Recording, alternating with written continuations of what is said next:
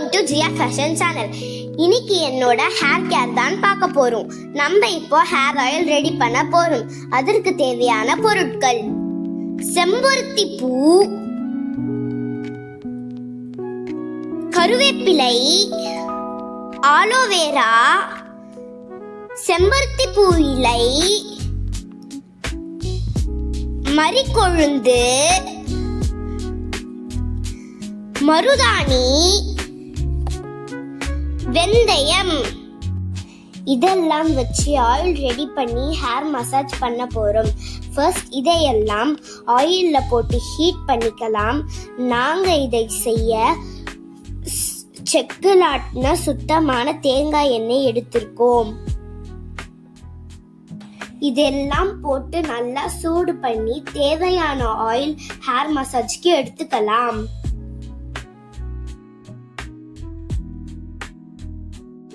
நம்ம hair oil ready ஆயிடுச்சு. Oil கொஞ்சம் வார்மா இருந்தா போதும். நெக்ஸ்ட் ஒரு காட்டன் எடுத்துக்கலாம்.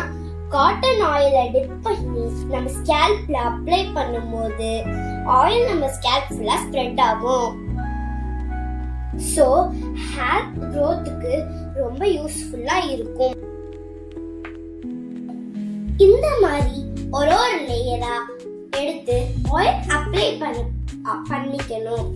இப்படி பண்ணும்போது ஆயில் ஈவனா தலையில் ஸ்ப்ரெட் ஆகும்.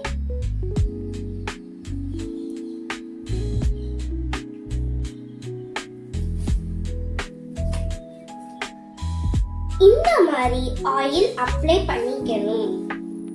ஆயில் ஹேர்ல அப்ளை பண்ணாம ஸ்கேல்ப்ல அப்ளை பண்ணும்போது ஹேருக்கு நல்ல growth கிடைக்கும். நம்ம ஆயில லேசா சூடாக்கி அப்ளை பண்றதால அது ஸ்கேல்ப்ல சீக்கிரமா அப்சர்வ் ஆக உதவுது.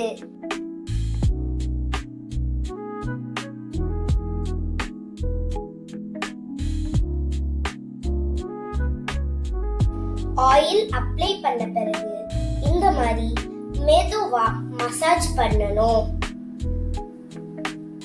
நம்ம கையால நல்லா அழுத்தம் கொடுத்து மசாஜ் பண்ணணும்.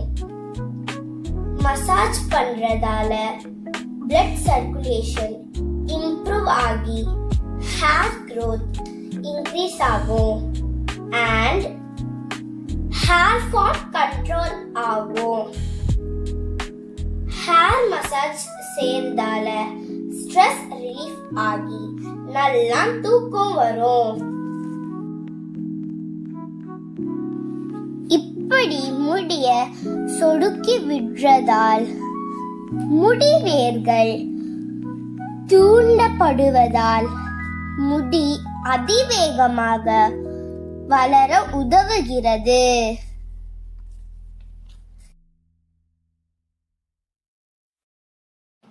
இது எங்க பாட்டி சொல்லி கொடுத்தது.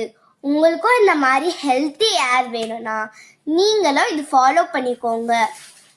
ஸோ இந்த வீடியோ உங்களுக்கு பிடிச்சிருந்தா லைக் பண்ணுங்க, கமெண்ட் பண்ணுங்க, ஷேர் பண்ணுங்க அண்ட் மறக்காம ஜியா ஃபேஷனை சப்ஸ்கிரைப் பண்ணிக்கோங்க.